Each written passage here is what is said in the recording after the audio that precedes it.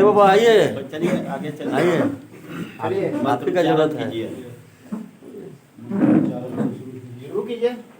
हरि ओम चंद्रमा मनसो जात चक्षुः सूर्यो अजायत श्रोत्राद्रायुष्य प्राणश्च मुखादग्निरजायत शुभं करोतु कल्याणम् आरोग्यं सुखसम्पदां शत्रुबुद्धि विनाशाय दीपज्योतिर्नमोऽस्तुते दीपज्योति परं ब्रह्म दीपज्योति जनार्दन दीपो हरन्तु मे पापा दीपं ज्योतिर्नमोऽस्तुते दीपस्तदेवताय नमः।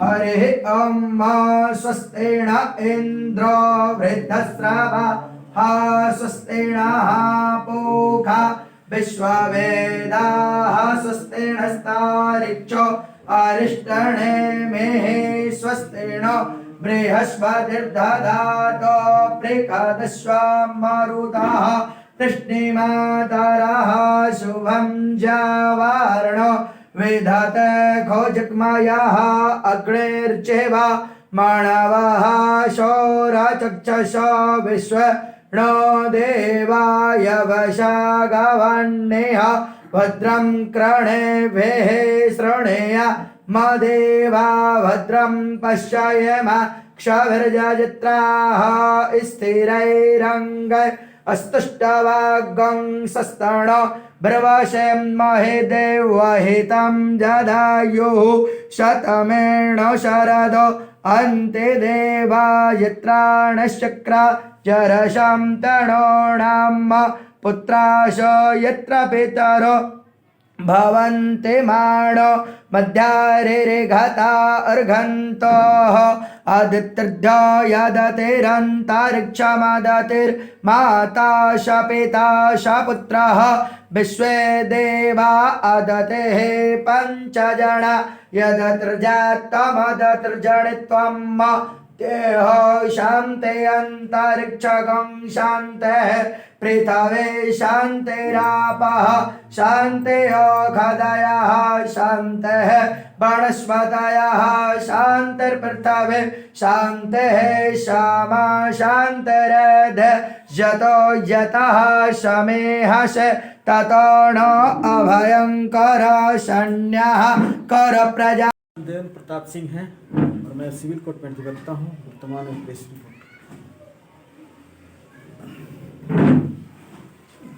जितेंद्र कुमार सिन्हा, सूचना जनसंपर्क विभाग से सेवानिवृत्त, दिव्य रश्मि से जुड़ा हूँ। बिहार सरकार से फ्रीलांसर के रूप में एक्रेडिटेड हूँ।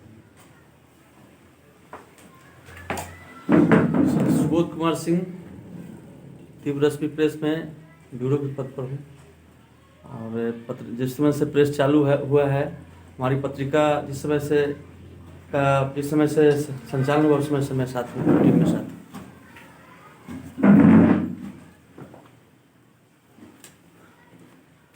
अमरेंद्र कुमार सिंह, संवाददाता, दिव्य रश्मि प्रेस। नमस्कार, सुबोध कुमार सिंह, उप संपादक, दिव्य रश्मि प्रेस, पटना, बिहार। नमस्कार, उमेश सिंह, दिव्य रश्मि प्रेस, रिपोर्टर। नमस्कार, Pappu Kumar Singh, cameraman, Divya Rashmi press. Laxman Pandey, legal adviser, Divya Rashmi press, सह अधिवक्ता, Patna civil court. Kanhaiya Tiwari, Divya Rashmi press, संवाददाता। विनोद कुमार सिंह, दिव्य रश्मि प्रेस, पत्रकार। संजय, दिव्य रश्मि प्रेस, संवाददाता, पटना, बिहार। दिलीप कुमार, संवाददाता, पटना। राजीव कुमार, दिव्य रश्मि, संवाददाता, पटना। रविंदर सिंह, संवाददाता, दिव्य रश्मि प्रेस, पटना। सत्येंद्र कुमार पाठक, जहानाबाद। हमारे कर्मयोगी और पत्रकारिता जगत का महान संपादक मदन मोहन मालवीय कि जितनी रचनाएं हैं वह सभी रचनाएं धर्म, शिक्षा, राजनीति और समाज के अनुकूल है। मालवीय जी कहते थे कि पत्रकारिता वही है जब सबसे पहले मैं दिव्य रश्मि टीम के सभी सदस्यों को मेरी तरफ से प्रणाम है, मेरा अभिनंदन स्वीकार किया जाए। मैं श्री प्रकाश सिंह जो एक सामाजिक कार्यकर्ता हूँ और छपरा का रहने वाला हूँ। अभी मैं मीठापुर में सुबोध भैया के सौजन्य से दोनों बड़े भाई हैं, इन लोगों के साथ में रहता हूँ। कम हैं, वे पत्रकार थे, कुशल प्रशासक भी के तौर पर भी जाने जाते थे और उन्होंने बहुत कुछ हिंदू समाज को देने का भी काम किया है, जिसे आज भी हम लोग लेकर के आगे बढ़ रहे हैं। इन चंद शब्दों में मैं इनके बारे में इतना ही कह करके मालवीय जी पत्रकार भी थे, ये सब लोग जानते हैं। अटल बिहारी वाजपेयी भी पत्रकार थे। मैं जब छोटा बचपन में था तो गांधी मैदान में एक सभा हो रही थी, आज भी झंडा जहाँ फहराई जाती है, उसी मंच पर खड़े होकर गांधी जी अटल बिहारी वाजपेयी ने लोगों से ये कहा था, मैं कहाँ से शुरू करूँ। थोड़ी देर के लिए मैं भौचक रहा कि ये क्या बात है। 100-200 आदमी की भीड़ थी और उन्होंने कहा कि कहाँ से शुरू करूँ। फिर उन्होंने कहा, मैं जहाँ खड़ा हूँ यही मेरी लाइन है।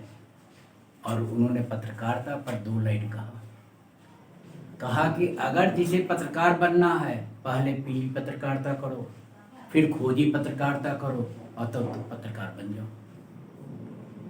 पीली पत्रकारिता करने के लिए ही उन्होंने प्रोत्साहित किया, खोजी पत्रकारिता पर कम जोर डालने के लिए कहा और कहा कि अगर पीली पत्रकारिता करोगे तो स्वतः तुम्हारे पास खोजी पत्रकारिता आने लगेगी और खोजी जब आ जाएगी तो पत्रकार हो, तुम बैठे बैठे सारी चीज लिख सकते हो, कान से सुनो और कलम से लिखो। तो हम तो उनके बात को बहुत मनन किया, समझा, सोचा और मेरी सौभाग्य ऐसी मिली कि मैं पत्रकार के साथ जुड़ गया और 33 वर्ष पत्रकारों के बीच रहा। आज पत्रकारिता के लिए मैं ये तो नहीं कह सकता हूँ मैं बहुत ज्ञानी हूँ, लेकिन मैं इतना जरूर कह सकता हूँ कि अच्छे लिखी हुई लेख को भी मैं एडिट कर सकता हूँ। तो एक गुण बुजुर्गों से मिली है और इनकी बहुत किताबें हैं, पुस्तकें हैं। अगर आदमी पढ़े तो हमें तो लगता है कि पूरी पढ़ भी नहीं पाएंगे और आधी से ज़्यादा पत्रकारिता कर लेंगे। इसलिए मेरी तो अनुरोध होगी सारे पत्रकारों से कि हम लोग कम से कम नारद मुनि की गुण पर चले। नारद मुनि बहुत ही साधारण व्यक्ति थे देवताओं में, लेकिन लोगों के लिए बहुत प्रिय व्यक्ति थे। इसलिए वो इधर की बात को उधर स्पष्ट रूप में निर्भीक होकर बिना कुछ भी उसमें भेदभाव जोड़े हुए बताते थे और संवाद का आदान प्रदान एक दूसरे से करते थे। इसलिए वह लोगों में प्रिय थे और वह पत्रकारिता का श्री गणेश किया। यही पत्रकारिता है जिसे हम लोग को करनी चाहिए। हम लोग नहीं करते हैं। हम लोग करते क्या हैं, अगर आपको कोई पैसा दे रहा है तो देख लिया, फोटो खींच लिया और एक दूसरे को दिखा कर पैसा तस्वीर के दांव में लग गए कि हमको पैसा मिल जाए।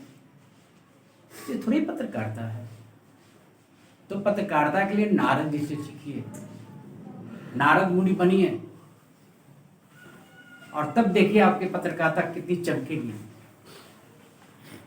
कभी आवश्यकता पड़ती है तो मैं भी ऐसा करता हूँ। एक छोटी सी उदाहरण देता हूँ। मैं सरकारी सेवक था, अभी भी वर्तमान में सचिव हैं, नाम नहीं लूँगा क्योंकि मीडिया में चली जाएगी तो बात कुछ और हो जाएगी। उन्होंने मुझसे कहा कि सेवानिवृत्ति के बाद तुम काम कंटिन्यू करोगे, तुम लिख कर एक आवेदन दे दो। मैंने कहा सर मैं नहीं करूँगा। उन्होंने कहा नहीं करोगे, मैं दिखा दूँगा। इसी बीच मेरे पॉकेट से एक रिंग बजी। मैंने फ़ोन उठाया, साइलेंट किया। उन्होंने कहा किसका फ़ोन है? तो मैं उस व्यक्ति को, पत्रकार को जानता था जो उनके गोपनीय चीज को लेखनी में तैयार किया था और छापने वाले थे। उसके पहले उसने बात किया था तो उन्होंने रोक दिया। उसके एवज में इन्होंने बहुत सारे काम उनके कर दिए थे। और व्यक्ति से हमारी मित्रता थी, उन्होंने मुझे बताया था। मैंने सिर्फ उसका नाम लिया कि फलना का फ़ोन है, फलना मीडिया का। उन्होंने एक लाइन में मुझे जवाब दिया, जाओ जाओ जाओ पहले जाके बात कर लो। मैं चला गया। फिर दोबारा कभी नहीं कहा कि तुम आगे ड्यूटी करो, माने तुम कॉन्ट्रैक्ट पर भी आ जाओ, तुम जॉब करते रहो। तो मैंने भी तो नारद मुनि वाली काम कर लिया। किसी ने बताया था, उसका इस्तेमाल कर लिया। ये पीली पत्रकारिता में भी आएगी, नहीं आएगी? खोजी पत्रकारिता में भी आएगी। तो ऐसी होती है। ठीक है, छोटी सी बात है। सबसे पहले हम अपने आज के दिन दोनों जो हमारे हस्ती हैं देश के, पूर्व हस्ती पंडित मदन मोहन मालवीय जी और श्रद्धेय दिवंगत देश के पूर्व प्रधानमंत्री अटल बिहारी वाजपेयी जी को नमन करता हूँ। उसके बाद मैं आप लोगों को सबसे पहले ये बताना चाहूँगा कि आज के दिन दिव्य रश्मि हम अपनी प्रेस के सौजन्य से अभी जो हम इनके श्रद्धा नमन कर रहे हैं, इसके साथ साथ आज जो हम लोगों को जो इनके पथ पर चलने के लिए एक रास्ता मिल रहा है, ये रास्ता को प्रखर रूप से बढ़ाना होगा। क्योंकि आज पंडित मदन मोहन मालवीय जी एक छोटे मोटे हस्ती नहीं थे, ये काशी हिंदू विश्वविद्यालय के संस्थापक भी थे। जो काशी हिंदू विश्वविद्यालय छोटी मोटी चीज़ नहीं है, एक हस्ती बनारस में है, बनारस नहीं पूरे देश में जानी जाती है।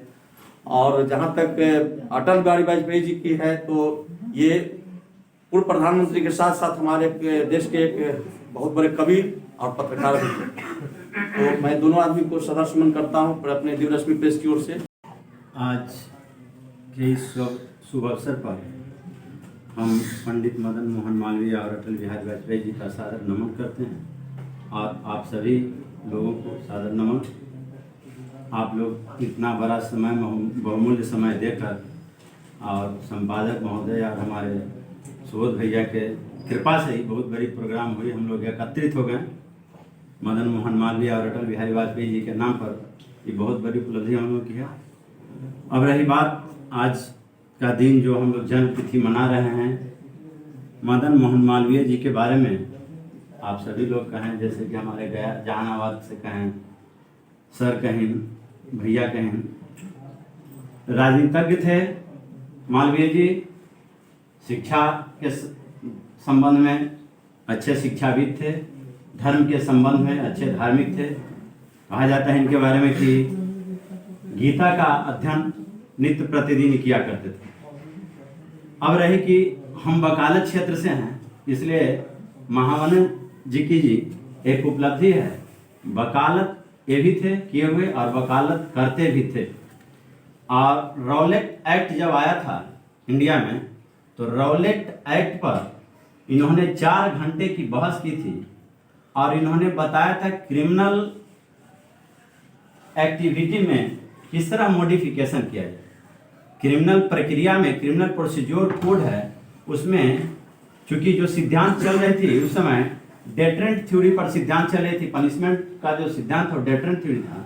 और जब मदन मोहन मालवीय रॉलेट एक्ट के तहत उनको बोलने की बात कहा गया तो उन्होंने रिफॉर्मेटिक बात कही कि जो क्रिमिनल को हम लोग दंड दें या दंड का जो पद्धति हो वो रिफॉर्मेटिक सिस्टम के तहत। तो मालवीय जी हम लोगों को लीगल जूरिस्प्रूडेंस देकर गए और इन्हीं के माध्यम और इन्हीं का एक आशीर्वाद है लॉ के क्षेत्र में कि आज हम लोग जो जजेस और एडवोकेट लोग कोर्ट में काम कर रहे हैं, रिफॉर्मेटिक थ्योरी पूर्ण रूप से इंडिया में नहीं पूरे वर्ल्ड में लागू होगी। और जो भी सजा या बहस हम लोग न्यायालय में करते हैं the time of pronouncing the punishment, उस समय बात करते हैं जज से बीइंग ए लॉयर कि वो जो जिसको दंड जो दिया जाए रिफॉर्मेटिक सिस्टम में दिया जाए, ताकि इसका उद्देश्य हो कि एक अपराधी सुधरने का उसको मौका मिल जाए और सुधर जाए। यही वकालत के क्षेत्र में इनका देन था। बाकी सब लोग तो पत्रकारिता के क्षेत्र में और शिक्षा और धर्म के क्षेत्र में कह चुके। हमारा क्षेत्र से इनका संबंध इतना था कि आज हम उस पद पर चल रहे हैं और हमारा जस्टिस और न्यायिक प्रक्रिया आगे बढ़ रहा है। धन्यवाद। आज के इस दिव्य रश्मि कार्यालय में आयोजित पंडित मदन मोहन मालवीय एवं पूर्व प्रधानमंत्री अटल बिहारी वाजपेयी जी की जयंती की अध्यक्षता कर रहे हिंदुत्व के फायर ब्रांड नेता या विद्वान उनको कहे पंडित आर के मिश्रा जी इसका संचालन कर रहे दिव्य रश्मि के उप संपादक श्री सुबोध कुमार सिंह जी और पटना शहर के दिव्य रश्मि के ब्यूरो श्री सुबोध कुमार सिंह और श्री जितेंद्र कुमार जी बड़े भाई और अधिवक्ता श्री अनिल सिंह जी एवं पूरे दिव्य रश्मि टीम के जितने भी सदस्य हैं उनको पहले मैं पंडित मदन मोहन मालवीय एवं अटल बिहारी वाजपेयी जी की जयंती पर हार्दिक शुभकामना व्यक्त करता हूं और मैं ज़्यादा तो नहीं बोलूँगा लेकिन मैं ये कहूँगा कि पंडित मदन मोहन मालवीय एक स्वतंत्रता सेनानी विद्वान और वकील के साथ साथ एक राजनेता भी थे, कुशल राजनेता भी थे। इन्होंने काशी विश्वविद्यालय की स्थापना में इनका बहुत बड़ा योगदान रहा। इन्होंने काशी विश्वविद्यालय की स्थापना के लिए वहाँ के राजा से जाके अपना आग्रह किए और बोले कि हमको हिंदू विश्वविद्यालय खोलना है। पूरे विश्व में एक काशी विश्वविद्यालय ही ऐसा विश्वविद्यालय है जो हिंदू के नाम पर है। इन्होंने इस इतना बड़ा अपना नाम कमाया, पूरे विश्व में हिंदुओं को जगाने का काम किया कि आज पूरा विश्व ध्यान रखता है कि चलिए विश्व में कहीं भी जो हिंदू का कॉलेज विश्वविद्यालय है वो भारत में और बनारस में अवस्थित है। साथ ही आज के पूर्वधा एवं हमारे पूर्व प्रधानमंत्री अटल बिहारी वाजपेयी जी की भी जयंती है।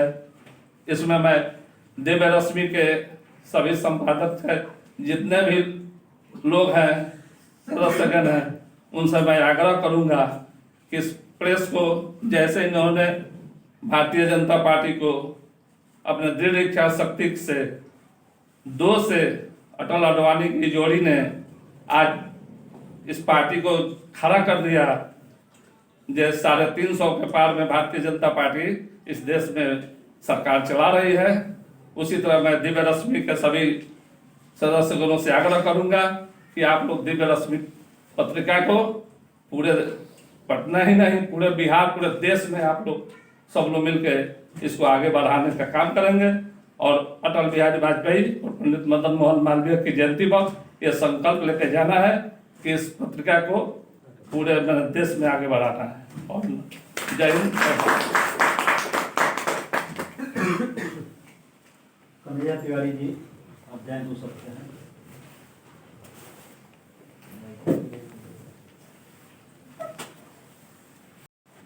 आज दिव्य रश्मि प्रेस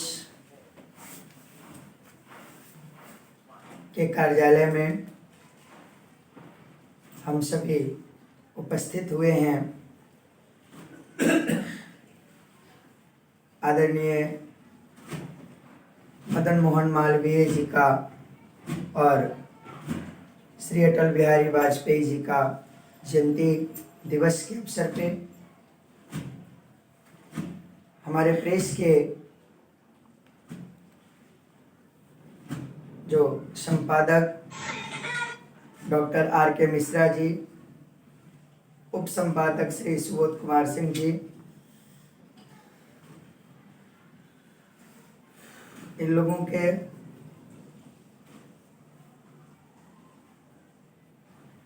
खास आज इनका जयंती समारोह अपने कार्यालय में रखकर हम सभी को यहाँ बुलाए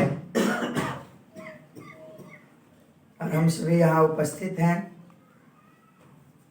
इनसे सीख लेना है हम लोगों को कि जैसे इन्होंने अपने जीवन काल में अपने कार्य को आगे किया है, आगे बढ़ाए हैं, उसी प्रकार हम सब भी अपने कार्य को आगे बढ़ाएं। इन्हीं शब्दों के साथ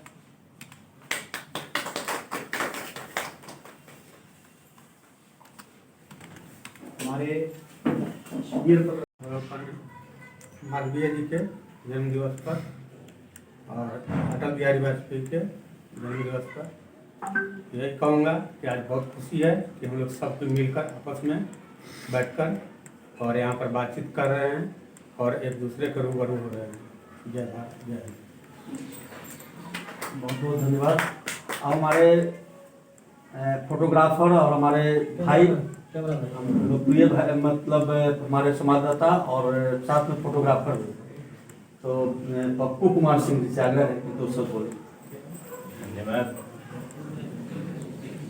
नमस्कार सभी लोगों को।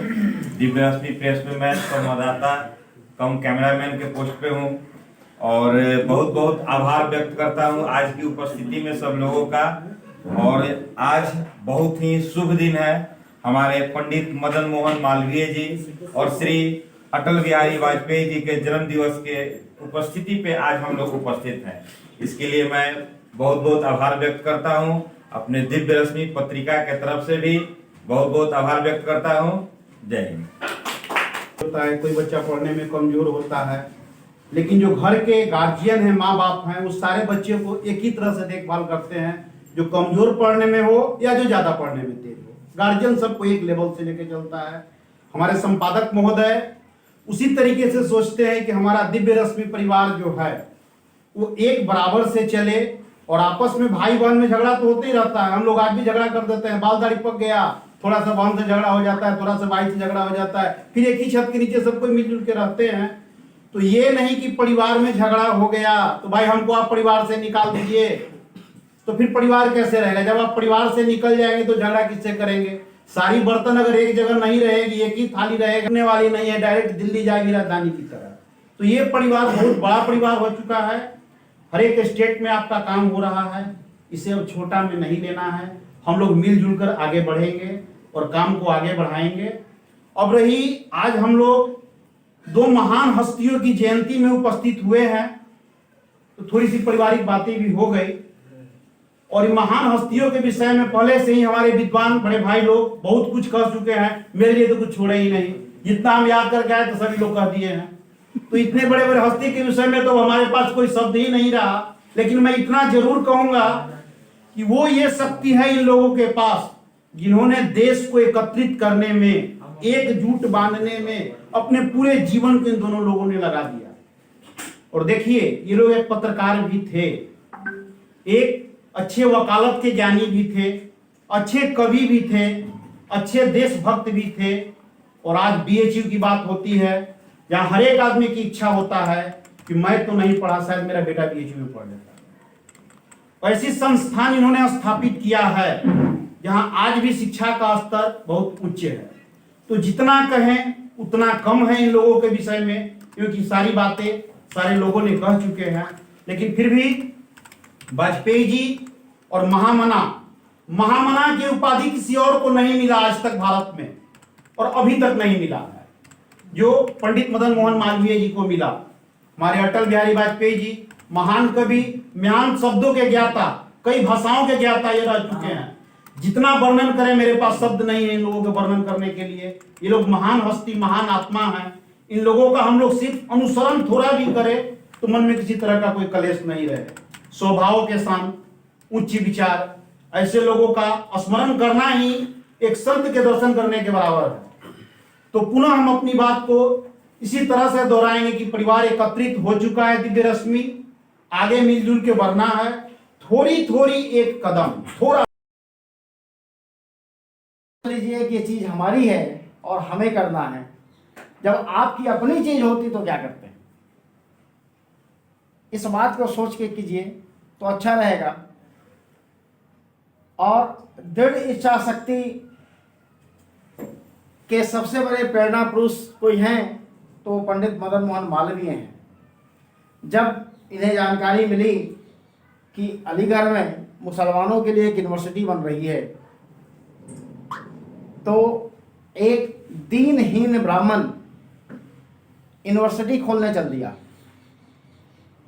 न तो ये पैसे वाले थे, ना कोई पैसे वाले परिवार से बिलोंग करते थे, फिर भी इन्होंने कहा कि मुझे यूनिवर्सिटी खोलनी है, और भी हिंदू यूनिवर्सिटी, हिंदू विश्वविद्यालय खोलने के लिए जब ये निकले तो काशी के राजा ने कहा कि चलो तुमको हम दान देते हैं, सूर्योदय से सूर्यास्त तक जितना जमीन तुम कोड़ लोगे वो तुम्हारा। अब अरस्तु ने भी सिकंदर को कहा था कि जब भारत जा रहे हो तो वहां के ब्राह्मणों से बच के रहना। काशी नरेश को शायद उसकी जानकारी नहीं थी कि मतलब मालवीय ब्राह्मण हैं। उन्होंने कह दिया, मालवीय जी ने अपना फावड़ा उठाया और गोल घूमते हुए चले आए। काशी विश्वविद्यालय का यूनिवर्सिटी को देखिए, वो पूरा राउंड में है, स्क्वायर में नहीं है, वो पूरा गोल घूमते हुए आए और उन्होंने पूरे जमीन को कब्जा कर लिया। जितना तक वो कोड़े वो सारी जमीन उनकी। उसके बाद जगह जगह से जाकर पैसे इकट्ठे किए और यूनिवर्सिटी को खड़ा कर दिया। ये दृढ़ इच्छा शक्ति है। जब पत्रिका प्रारंभ हुई थी, सुबोध जी गवाह हैं उसके, पहली बार आईएमए हॉल में पत्रिका की जिस दिन लॉन्चिंग थी, कई लोग यहाँ पत्रकार लोग, उनको जितेंद्र भैया भी बड़े अच्छी तरह जानते हैं, कुछ पत्रकारों ने आकर कहा कि ये पत्रिका 2 से 3 अंक छपेगी, उसके बाद तो ये छपने वाली नहीं है। अब लोगों ने सोचा कि 2 से 3 अंक छपेगा। उन्होंने, उनका सोचने का कारण क्या था कि हमारे टीम में जितने लोग थे वो एक भी साहित्यकार नहीं थे, एक भी आर्ट्स के विद्यार्थी नहीं थे, कोई साइंस, कोई, हम खुद कॉमर्स के विद्यार्थी, हमें ना अंग्रेजी से मतलब है ना हिंदी से मतलब है, लिटरेचर हम लोगों ने कभी पढ़ा नहीं, शुरू से तो पहले से पढ़ाते रहे। लेकिन उस दिन हमने, एक्चुअली ये पत्रिका बहुत पुरानी है, आप लोगों को, बहुत कम लोगों को जानकारी है। ये पत्रिका 1982 में प्रारंभ हुई थी। हमारे पिताजी ने इसको प्रारंभ किया था और उनके साथ जो टीम के लोग थे, और चूंकि वो भी सरकारी सेवा में थे इसलिए समय नहीं दे पाए, और 84 में आके आते आते ये पत्रिका बंद हो गई। 14 का जब हम चुनाव लड़ रहे थे उसमें कई पत्रिकाएं मेरे पास आई, क्योंकि लोकसभा चुनाव लड़ रहे थे तो कई पत्रकार हमसे जुड़े कि विज्ञापन मिलेगा, ये सोच कर जुड़े। कई पत्रिका हमने देखी, लेकिन मुझे एक चीज बहुत खटका कि बिहार से प्रकाशित एक भी पत्रिका ऐसी नहीं है जो धर्म की बात करती हो, अपनी संस्कृति की बात करती हो। सभी लोग किसी न किसी नेता की चापलूसी करते हैं, उसके गुणगान में लगे होते हैं। उस समय हमने भी इच्छा जाहिर की कि पत्रिका निकाला जाए, तो पिताजी ने कहा कि जो पुरानी पत्रिका जो थी दिव्य रश्मि, उसी को दोबारा शुरू करो। हमने कहा कि उस संगठन से तो नहीं करेंगे जिससे आपने किया था, हम अपने एनजीओ के तहत कर सकते हैं। तो कहेंगे हमको नाम से मतलब है, कौन छापता है उसे मतलब नहीं है। तो हमने रजिस्ट्रेशन के लिए आरएनआई को दिया, सौभाग्य था कि वही नाम हमको मिल गया। और उसके बाद से 14 से जो लगातार चल रहा है, कोरोना काल हो या कोई भी काल हो, एक अंक मिस नहीं हुआ है। इन 7 साल में एक भी अंक मिस नहीं हुआ है। ये गवर्नमेंट के रिकॉर्ड में देख सकते हैं या फिजिकल देख सकते हैं, सारा अंक मेरे पास मौजूद है। ये शुरू के 3 साल का अंक यहाँ है, इसके बाद के साल का अंक मीठापुर में जो कार्यालय है वहाँ है लगा हुआ पोस्टर। इसका स्थापना जो हमने किया, इसकी स्थापना 28 मई 2014 को हुई थी। अब 28 मई क्यों लिए हम? एक 2 तारीख रख सकते थे ना, 28 मई क्यों किए? सावरकर साहब का, सावरकर जी की जयंती है। जिन्हें भारत की एक राजनीतिक दल आतंकवादी कहता है, लेकिन भारत का सबसे बड़ा देशद्रोही पार्टी सबको तो देशद्रोही समझेगा ना। जिस व्यक्ति ने अपने जीवन के आधे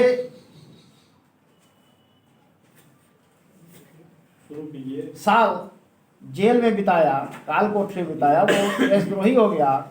और जो आज तक एक थप्पड़ नहीं खाया वो महान स्वतंत्रता सेनानी हो गया।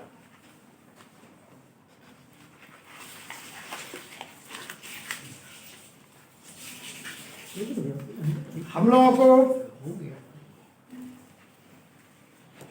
धर्म और तथ्य दो चीजों को लेकर चलना चाहिए और चलने से ही काम चलेगा। जब तक धर्म नहीं बचेगा तो मनुष्य नहीं बचेगा। अंग्रेजों ने भारत को कहा कि धर्मनिरपेक्ष, और धर्मनिरपेक्षता का असली मतलब होता है बिना वस्त्र का व्यक्ति। जिसके पास धर्म ही नहीं वो बिना वस्त्र का व्यक्ति हो जाता है। यदि धर्म नहीं है, धर्म ही है जो आपको संस्कार सिखाता है। धर्म के बगैर कोई संस्कार नहीं होता है। हम लोग वैसे हम कई बार अपने चुनावी सभा में कहते हैं, आज आप लोग के समक्ष भी शेयर कर रहे हैं। हमारा जो मानना है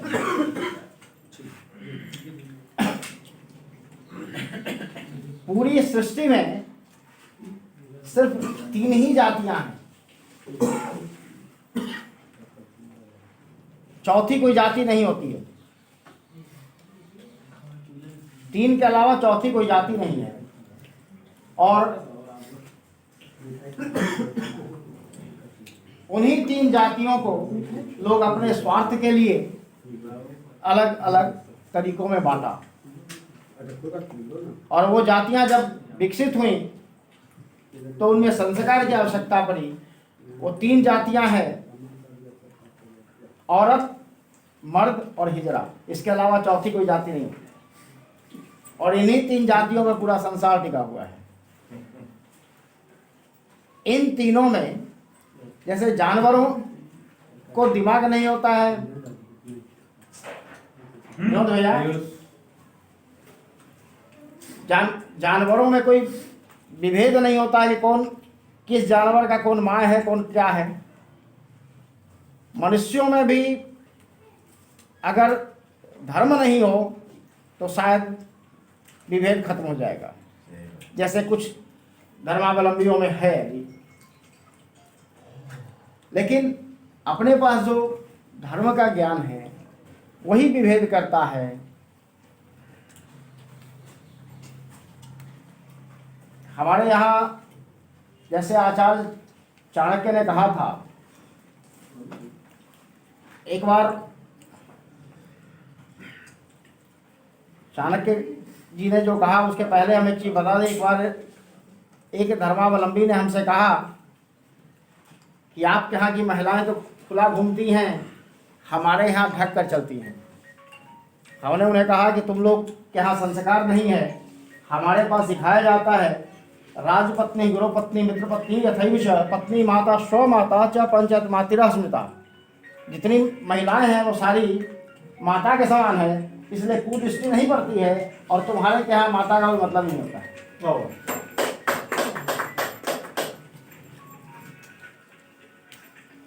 तो ये संस्कार की चीज है। जब तक आपके ऊपर, वर्तमान में भारत का राजा निरंकुश है। क्यों? 1947 के बाद से भारत का राजा निरंकुश है। उसका कारण है क्योंकि उसके राजा जो होता है वो हाथी होता है, और हाथी स्वच्छंद घूमेगा अगर उस पर महावत का अंकुश नहीं लगेगा। और धर्म ही महावत है जो राजा पे अंकुश लगाता है। और उसको सही दिशा में काम करने की शिक्षा देता है। तो धर्म का लोप जो हो रहा था, अभी भी हो रहा है, तो हमारा प्रयास है कि धर्म जीवित रहे, इसलिए ये पत्रिका चलनी चाहिए। और आप लोग भी इस उद्देश्य में सहभागी बने और अपना समझकर काम करें, तभी सफलता मिलेगी, नहीं तो कोई लाभ नहीं मिलेगा।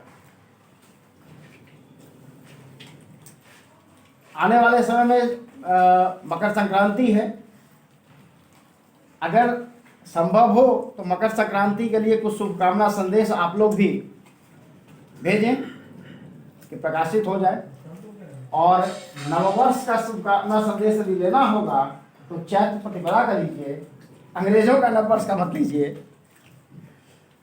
क्योंकि अब देखिए, अब नववर्ष जो है, आज का जो नववर्ष है, इसमें क्या होता है, नया क्या हुआ है, नया कुछ बदलता है?